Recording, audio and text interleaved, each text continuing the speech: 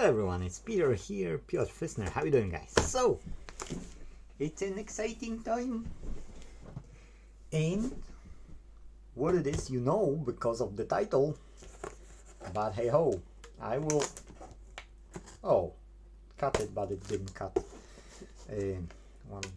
There's a wee gap here, I see. I could do it, to the very end, they didn't.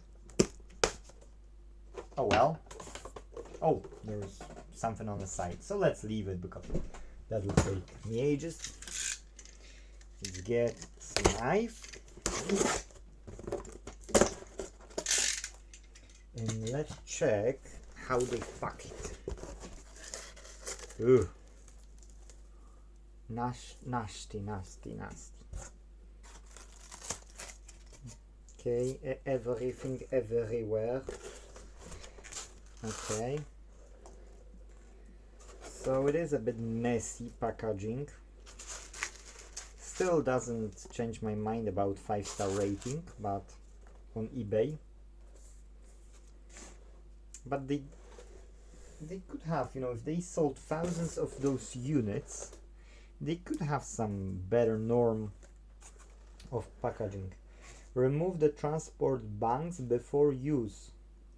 Failure to remove will cause battery to explode and void warranty. Okay.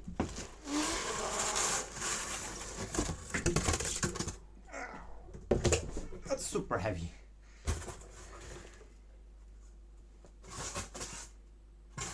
Nothing inside.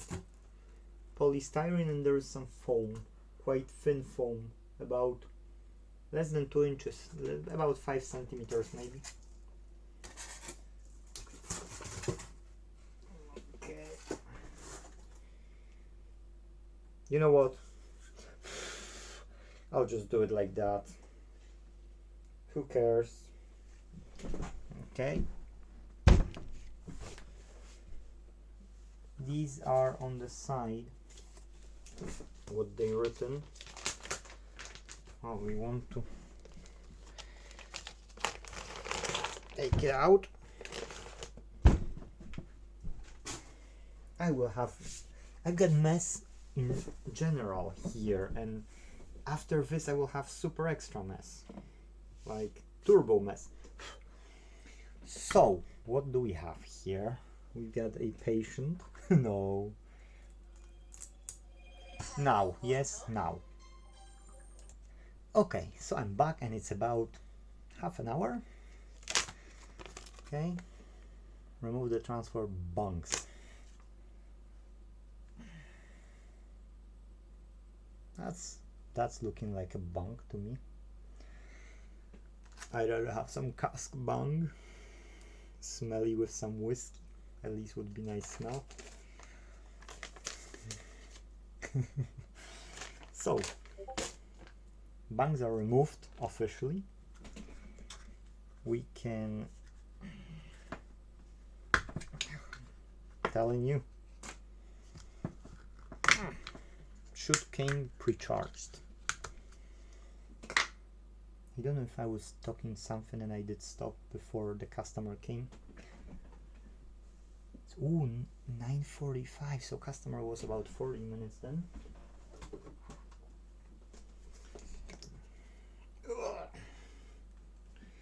So let's see how pre-charged it came. I've got 2 of them, by the way. Second is downstairs. So for those who don't know, that's a deep cycle battery. And deep cycle is capable of dragging power down up to 50%, let's say, rather than the regular battery, lead acid battery, which is only capable of taking down up to 20. So it's 1278. Okay, I'll need to put tomorrow during the daytime. 1278 it is pre-charged for me. I'll try 2.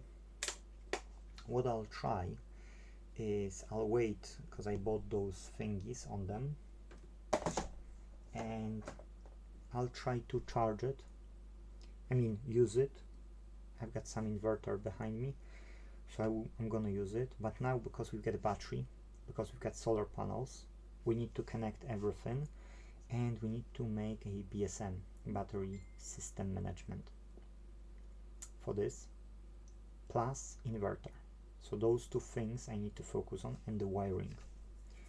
As per connectors and wires, I've ordered connectors for the solar panels, MC4, MC2, something like that they are called, and I've got a crimping tool from my customer, the one which gave me solar panels, and that will be wired, everything connected to the controller, battery controller. So for those who don't know, solar panel, battery, and the load. Okay, so that's my basic BMS, you can say, pretty much. I'm not entirely sure, but I think I will just stick to this one, because I need to build an inverter, first the simple inverter, and then we will focus. There are 3 topologies which I was looking into: half a bridge, full bridge, and push-pull type of inverters. So probably, we will use for now this, oh come on, we will use this Electronoops open source one, and then we will decide if we will add more in parallel so we can increase the amperes, or we will literally get a redesign of it and we will use different topology. Okay, what those topologies, half a bridge, full bridge, and push-pull converter means, you can Google it yourself if you're interested in those topics. If no, you can just follow this inverter stuff playlist and you can see. So back to the battery. Deep cycle batteries, it's good to make a research yourself, because when you plan to do any solar system panels, RV system, or solar panels as well for RV, camping stuff, then it's worth, yes, it's worth to do it. Or wind turbine, you can use this one as well for the wind turbine. Now, how to calculate the battery, it's really simple. Okay, deep cycle, don't use it less than 50% before recharge, because you're gonna lose on the performance of the battery. The next thing is 12 volts times 130 ampere hours, sorry, excusez-moi, yes, because that's the battery which I bought, 130, 12 volts times 130, yes, so that's 1560 if you would check, 1560 watt hours. So I've got 2 of them. If both are discharged 50%, so I've got in total 1560 watt hours per charging cycle. So as long as I will be charging more and can use during the day more, and then at night, I can use only this 1500 watts, these batteries should last for a long time. Of course, there are other user manuals which you need to look after. Like you see, we did have to remove those bongs, because if not, they can explode, because that's a pressure. And now, what are the differences in the types of deep cycle batteries? You don't need to know it, but I bought with 4 years warranty, okay, from a seller which had sold 2000 something of these and have many tens of thousands of feedback and really high feedback on eBay. So I didn't ask seller what is the type of the deep cycle it was used here, because if you're buying from some new seller or from a seller which don't have a good reputation, you could ask what technology was used, so that this is a deep cycle, maybe thicker lead plates, maybe something else, but you can use. On this one was something written about calcium. I can't tell you exactly, because I didn't pay too much attention when I've seen the reviews, what guy is selling for how long and so on. so I didn't check that. I didn't make a research, but that's what I can tell you. Watch out when you're buying deep cycle batteries, because some sellers can sell you regular batteries and say that these are deep cycle batteries. So regular batteries you can use down up to 80%, let's say. I don't know if even safety is to safely you can use up to 70, but 20 to 30%, let's say a regular cycle, yes, one cycle, and then charge it back. So that's one cycle. Use it, charge it, yes, or charge it, use it. That's counted as a one cycle. So that's important. What else I can tell you about those batteries? Yes, so I bought this one from a good seller with good feedback, selling with a warranty, so I wasn't, you know, I didn't have to do such research. Now this will be connected in series, two of them, because solar panels have 24 at least volts. You shouldn't put more than 14.4 or 14.8 volt. You shouldn't. So if I'm gonna see that it's producing more when plugged in here, yes, in series, than 24 volts, I will think of something, because I don't know if this will be okay. So I will then reduce it probably to go lower below, and I don't want to charge it beyond the specification, because if the maximum charging voltage is 14.8 volts for a fast charge, then I don't want to go into the way that I will be charging it with 15, 16, 17 volts, and the lifespan of this battery will be significantly lower. Okay, so that's what you need to keep in mind as well. Deep cycle batteries is, I would say, one of the cheapest, or the cheapest solution if you've got solar panels, wind turbine, or any other way of producing energy, yes, for yourself. The cheapest would be regular lead acid batteries, but they've got like 20 or 30% only cycles. If you're gonna use it more like deep cycle ones, then you're gonna use them much quicker. Then these ones I think are the first one. I don't know of a better, like a price to the performance ratio, these ones. Then after that you've got lithium batteries, which we all know of, lithium batteries. Plus in some cases you need cooler for them, you need to cool them off, depend on the application. And then LiFePO4 batteries. These batteries are performance, top performance, thousands of cycles are capable of. Some people are claiming that over 10,000 cycles can do. I don't know, don't quote me. You can make research yourself. Whereas these might have few hundred cycles, yes, like 300 cycles, and then they will start to lose on the performance. So this, if you're on a budget, that's the way to go. If you can spend money, then you've got two choices, lithium or LiFePO4. Those are your two choices.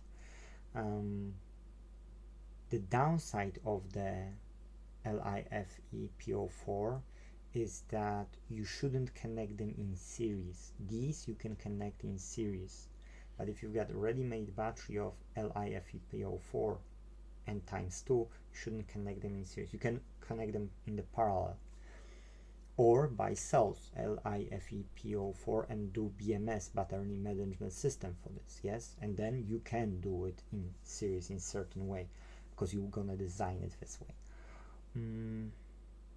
So yes, so those talks about batteries are important, because now you can understand more. I've made a research myself, and I decided to go for this, and then I will see, because this one was about 84 pounds on eBay when I bought it, because I bought two. Normally I would pay about 88 pounds. So I bought two, and probably, just probably, I'm gonna need two more. But with the system which I got, I don't want to have more, because then the time of charge of those batteries would go slower. When I will add another kilowatt of energy, then of course the efficiency of the system will raise, and then I might add second layer of 24 volt on top of that. So I will think, will I have one single system with one single controller with one single inverter, or I maybe split my system into two, and then if one would fail, at least the rest is working. Maybe, not saying yet, haven't decided, but that's the plan, guys. That's it. That's everything what I wanted to tell you about the batteries, and hopefully you get a lesson out of it. Yes, again, if you fix electronics and this topic is not really for you, at least you can understand it, because sooner or later you might be in the situation that you will need it, or you want to save up on energy and you're gonna, let's say, browse this topic anyway. So better to know it now than too late. Now when these batteries are dying, it's not safe for an average person to open it, clean it, yes, see the damage inside and refill with acid. It's not safe, but it is possible. The same with regular lead acid batteries. But I've done it years and years back. I wouldn't do it now. Okay? First and foremost, you work with acid. Second of all, there is a lot of mess with it. And then three, closing it back. It's no fun to close it back again, yes? So it is possible, but it would be better if you can find someone who can do it for you. Yes, so if this will die, for instance, and you will see that the efficiency has significantly dropped and you're not happy with the result, what it produces, then you've got two choices: either recycle this battery and or bin it somewhere where you should. Your recycling center will know where it is, or find someone who can rejuvenate it. Yes, I don't know if you can find in your area, but you can. So that's really important thing. I would love to have a place where we just dump them all.